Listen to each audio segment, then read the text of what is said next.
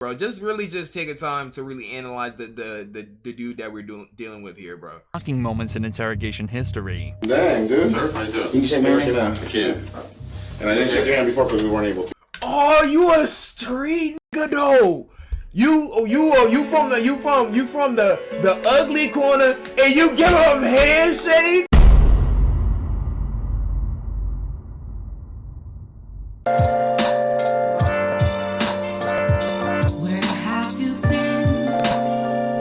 This video we're gonna go watch is an interrogation style videos. It's from the same people who made the fastest snitches in the world video, so I'm assuming it's gonna be a good video. But this video is called "A Wannabe Gangster Realizes He's Going to Jail." You know what I'm saying? There's a lot of, I'm not gonna lie, in your life, a couple things are guaranteed. You know what I'm saying? You will always have one girl who will try to ruin your life. It's pretty much guaranteed. Your mom will always compare you to another somebody else's child. That's almost guaranteed. You will always have a core memory of a teacher that you hate. That's always guaranteed. And you will continuously know a person that you know isn't hood, but acts hood. Just acts like he really like that, but you know he's not like that. You know what I'm saying? But he portrays himself online to be like that. So let's go ahead and see. Let's go ahead and see how this video is about to go. Gangsters are supposed to be seen as tough thugs with little regard for the law. But what happens when fake gangsters are faced with real prison time? I don't want to let it tell no dumb. Oh, he about to These cry. are three never-before-seen examples of when... Oh, three? God. Oh, holy. I'm not gonna cap to you. Bro look like... Y'all remember Spy Kids? I know y'all remember the thumb from Spy Kids. Bro look smack like the thumb. He has his head shape. I don't know. That has to be bro look like a One Piece character, bro. Bro's name is Ed Tavion Wilcox. Okay. All right. I'm about to... Yo, there's so much wrong about Buddy. Bro should have played football or something. Bro should have been a football player with that head. He could have. That was about to be a crazy sentence. I'm glad I stopped myself. Demetrius Cox, Cody Ford, Rencam, and Tavion Wilcox. Okay, so thank you for another gift. Yo, he's carrying the hype train right now. I'm not gonna hold you. He's carrying the hype train right now, bro. Ed Tavion is probably one of the craziest names I've ever heard. You can tell bro's mom like just picked some paper out of a hat and just said fuck it. You know what I'm saying? So let's let it play out though.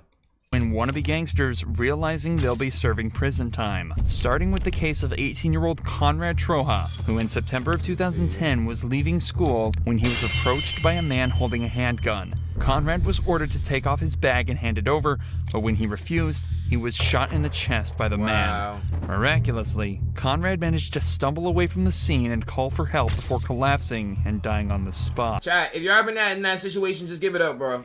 Chat, y'all don't gotta act tough or anything like that. If you're ever in that type of situation, bro, you just play your life, man. Just play your life. Just get that joint up. Whatever's in that book bag can't be that important. Like, because when you die, you can't take that joint with you. So like, whatever it is, you're in this type of situation, let your pride go. If you got some pride, just let that joint go. You know what I'm saying? Just let it go. I ain't gonna cap.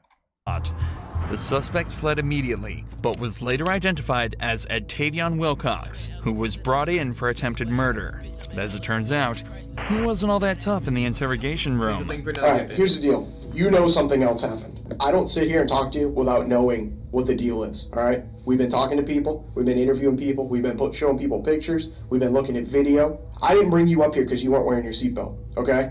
You got arrested for a burglary before and they didn't even bring you up here. Obviously, it's something a little more serious. Wilcox is trying to remain calm and pretend as though he's got no idea what this is all about. Little does he know, his getaway driver had also been apprehended and confessed to everything. Now that is it bro wearing a Pokemon his shirt? getaway driver had bro's wearing an American Dad also shirt. been apprehended. No, he's wearing bro's wearing a Family Guy ex-American Dad shirt. You should know bro was snitching. That was a terrible getaway driver. You should know he was snitching. Bro is 360. You almost got me to it. Bro's 360, 27 years old, has a neck beard, and is wearing an American Dad ex-Family Guy shirt. You should have known that he was snitching. You should have known off the jump that he is snitching, bro. Confessed to everything. Now the detective just has to find a way to get him to confess as well. This is going to go one of two ways. You're either going to be a guy who made a mistake, hanging around the wrong place, the wrong time, did something dumb, or you're going to be a guy that goes out and likes to shoot people for fun, okay? Listen, and before you say anything, I think you're a guy that made a mistake. I know you were there, okay? I know what happened. I've talked to the victim.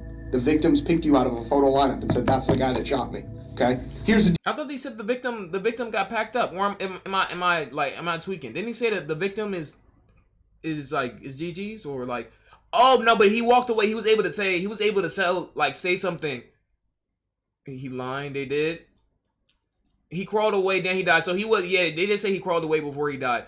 Spot. Brad managed to stumble away from the scene and call for help before collapsing and dying on the spot. He called for help, so he couldn't have done no lineup. So the police officer is lying. The detective, he's lying. You know what I'm saying? Like, but he can get away with that. In this line of work, you literally can't lie and get away with it. to shoot people. Queso Polo, thank you for another 2 gifteds, yo. You've been going crazy. I appreciate you. For fun, okay? Maybe listen, and before you say anything, I think you're a guy that made a mistake. I know you were there, okay? I know what happened. I've talked to the victim. The victims picked you out of a photo lineup and said, that's the guy that shot me, okay? Here's the deal. I don't think you shot that guy because you're a bad person. You didn't mean to kill that guy, okay? What happened was you were just trying to snatch his backpack. He started fighting with you, and you got scared. So y'all saying I shot someone? I know you shot somebody. Imagine you're an 18-year-old kid who got in over their head and ended up shooting and killing an innocent civilian. No matter who you are, you'll be feeling scared. A feeling that'll only be amplified when a police officer asserts that they know exactly what happened. Wilcox will be feeling rattled now. As the cop talks, he's slumped over in his chair, implying he's interested in what the cop is saying, and as soon as he's allowed to talk, all his response. He's snitching on himself, anybody who has any association with him at all, he's snitching. You know what I'm saying? Responses sound confused and even bewildered. The cop knows he has him on the back foot. Now he just needs to close it out. You're 18, right? Yes, X. You're 18, yes? Yeah. This is where you need to stand up and be a man and admit you made a mistake. I know you weren't trying to kill that guy. I know that, because you're not the kind of guy that does that. You panicked. You got scared. You got in. And the cops will always say this. You'll see this in every interrogation. Yo, you're not that type of guy, man. Like, bro, I know you for years, bro. I know what type of guy you are, bro. You're not him, bro. Yeah, I know you wouldn't do that, bro. Just off of what I think, I know you wouldn't do that, bro. Like, you're not that type of guy, bro. He don't know him. He's just saying that to get on his good side. Like, that's how it go. In over your head. The victim's making you out to be a stone cold, just straight up thug killer. Guy that doesn't give a about anybody else. All right? Thank you, Queso. If you keep going down the path you're going down, telling me you didn't have anything to do with it, it's not you, who are people going to believe? Are they going to believe you, or are they going to believe the victim? They're going to have to believe the victim because you didn't give me your side of the story. Wilcox is being pushed into a corner. The detective is using the facts that he knows Wilcox is just in over his head, but is using language in such a way that makes him feel like he's accused of being this cold-blooded monster. His reactions to this prove just how well this technique is working. He stares at the ground, implying shame, and rubs his head in a pacifying behavior. He's about to snitch on himself. Yeah, I did it, man, but I ain't mean to do it, bro. Like, it was really awesome. That shows how stressed he is. A guy that sits there like you is not a guy that goes around and kills people. Pro, good night, sis. You understand what I'm saying? You have remorse. You're sorry. I can see it on you. You just need to take that next step. What happened in that parking lot? Did you guys plan it? Or did it just happen? Trying to back. Huh? Ain't trying to back. I'm not gonna hold you. I hate niggas like this, bro. Hey, man. Hey, bro. I ain't trying to go back to jail, man. Like, you know, like, I just did 5 to life, and I just got out. I'm not trying to do that shit, bro. So you shouldn't have done that dumb. You shot somebody, bro. Like, what? I don't know. The mentality just be dumb. You know what I'm saying? But one, I'm gonna have Detroit, Chirac, Baltimore Goon 97 in the comments. Hey, man, you don't really know this lifestyle, man. Your shit get gritty, bro. Like, that's my brother right there. No, he's an idiot. I'm not gonna lie. He's stupid. I can't. What'd you say? Ain't trying to go back to jail. Don't. Remember how we talked about that? Don't think about that. That's the least of your concerns right now. In a breakdown that's far from gangster, Wilcox starts to cry. and laments on how he absolutely can't go back to jail. The detective uses this moment of vulnerability to press him further and tells him he has one last opportunity to be honest that's cool. and let everybody know that he isn't the monster they think he is. Do you say, stop hitting me or I'm gonna shoot you? Anything like that? I was like, I had my hand like right here. No, you had your left hand like up against him, Yeah. trying to push him away? I was trying to make him stop hitting me. Where was the gun? In my pocket. Which pocket? This one. How many times did you By the shoot? way, holy fit. The quality is so terrible, so I really wasn't able to really peep fit. But God, this nigga either wearing the biggest shorts of all time, or bro has the flood wasting high waters. It's probably some of the highest high waters of all time. I can't even tell, bro. You can see bro's ankles and the bottom of his leg and everything. Bad fits, bro. I'm not gonna cap to you. Bro was about to go to the sand bazaar and wish on a genie after this. God, lad pants. That's not it. Which pocket? This one. How many times did you shoot? What happened after you pulled the trigger? Did he fall down or No. was he was still standing up? Where'd you hit him? Interrogator haircut. He got a social studies haircut. Okay. So you fired that one round. What happened? It froze up. You just froze up? And just like that, Octavian Wilcox confessed to shooting Conrad Tohan and was sentenced to life in prison.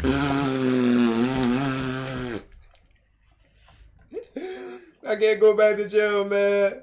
I can't go back to jail, man. Like, I can't go back. Bro did that with a bag. You ain't even know what that bag is. I'm not gonna hold you. Some people don't deserve to be out here with the rest of us. If you will shoot somebody in GTA over a bag, you don't even know what's in the bag, bro. That's so crazy, bro. Shooting somebody over any type of robbery is crazy, but shooting somebody you don't even know what you're taking, motherfucker, is insane. Like, he don't need to be out with the rest of us. So, good riddance. All over a school bag. But while he'll be spending the rest of his life in prison, Demetrius Cox wasn't so Look at Demetrius. Look at you. of his life in prison. Where I think you from this is a Memphis or a Florida jet for sure. I ain't gonna cap to you, bro. Just take a time to really analyze the dude that we're dealing with here, bro. Yeah, this is definitely a Florida jet. It's definitely a Florida jet for sure. I can tell. Demetrius Cox wasn't so lucky. Throughout the beginning of 2020, a war between rival gangs 438 and AF-NF began to break out. Many shootings were reported, with dozens of deaths attributed to just these two gangs. Damn. With one of these occurring on the 14th of April. Is that Glock 9? That's Glock 9. I know. Hold on. Let me move so y'all can see. That's Glock 9. It's Glock 9. I'm pretty sure that's Glock 9. Yeah. This is all Florida stuff. Okay. Shots were fired at a house party in Davenport, Florida, resulting in the death of 20-year-old Wolf Luma. The killer was identified almost immediately as Demetrius Cox, also 20 years old. 2 weeks later, Cox was brought in on the Florida suspicion of murder, 100% and an interrogation began, ending in one of the most shocking moments in interrogation history. Dang, dude. Sir, how you doing? You can say Mary? I can. And I didn't shake your hand before because we weren't able to. Oh, you a street nigga though. You from the ugly corner and you give him handshakes? Oh, okay. Come over on this side. This side nice, bro.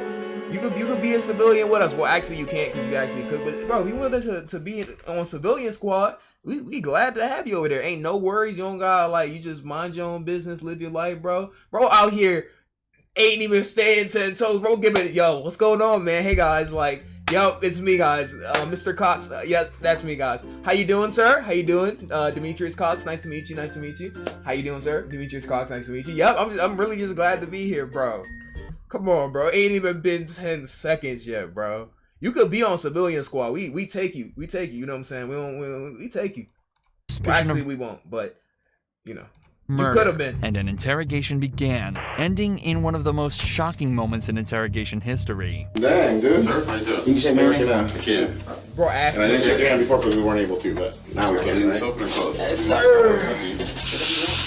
Number one, I gotta tell you, I'm pretty impressed the way the just overall your persona as it is. Yes, sir. So I appreciate the respect. It's gonna be given right back to you. Okay. Okay. Cox starts the interrogation out respectfully, but as the interview continues, he starts to annoy the detective by withholding information that could get members of his gang into trouble. This type of loyalty is extremely common in these types of cases, but can prove to work against you, as is seen just a few minutes later. I'm not saying you went there for the wrong He reason. has no socks and just slides on. However, man, I tell you one thing. You know how they say like victims, and suspects, things like that? I thought that you were a victim.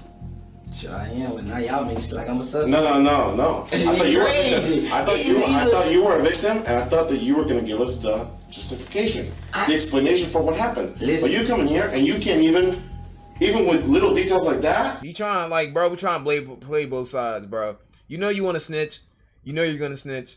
Just go snitch, bro. You know what I'm saying? Like, just like, bro, trying to play both sides. He's like, damn, I want to snitch, but just in case I get out there, I don't want to snitch. It's like, bro, come on.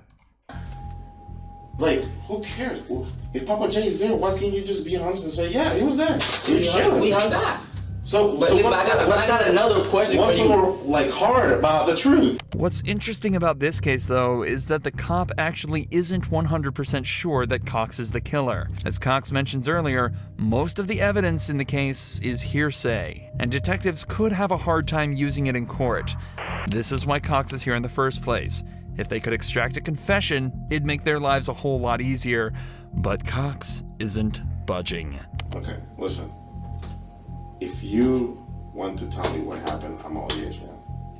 I just tried to tell you what happened. I'm all, look at me in my face. Look at me in my face. You not. If you tell me the truth, I will believe you. But Cox isn't budget. Yo, come on, chat. Come on. So you trying to say I'm the explanation or something? That's what I'm asking. It's like you're hearing me, but you're not listening to me. Listen to I'm what listening to saying. you, but you're not letting me. You gotta break it down for me. Please just break it down for me. Yeah, you know Florida education not the highest. You gotta break it down a little bit for some of the jits. Okay. I think that you might have been a victim. But I cannot believe a victim when they leave little things out, little details about that night. Well, Okay?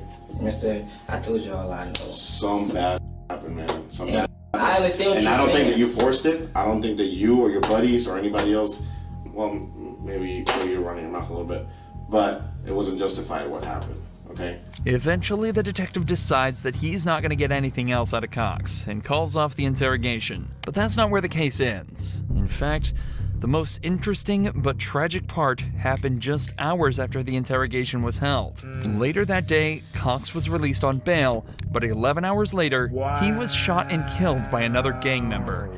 Meaning, if he had actually confessed, he just might have spared his own life. Bro, I'm telling bro, he should have snitched. He should have snitched, bro. It would have worked in his favor. Like, it would have worked in his favor. That shit's so crazy. 11 hours later, bro. RIP to him, bro. But, like, damn, that's so tough. Even if it was spending that life in prison. But while Cox may have kept it together in his interrogation and preserved his gangster image, the same cannot be said for Cody Forencam, a gangster whose crime was littered with errors and stupidity from the very start. I'm not gonna hold you. I can't take a gangster named Cody serious, bro. I can't take no street dude named Cody serious. I ain't gonna lie to you. I could already tell that Cody is a fraud. You can tell. Look at Cody. You can tell he one of those dudes who be like, yeah, man, you know what I'm saying? Like, what the fuck going on with you? Like, you know what I'm saying? He had that heavy accent, but he really not on. After his phone was stolen at a convenience store, Cody went on a tyrannical rampage around his area looking for any signs of the stolen device. Surveillance footage captured him walking past 15-year-old Deshaun Hills, pulling a gun from his backpack and firing 3 shots at the boy, killing him instantly. Witnesses and surveillance footage helped police identify Cody almost immediately, and he was quickly brought in for interrogation.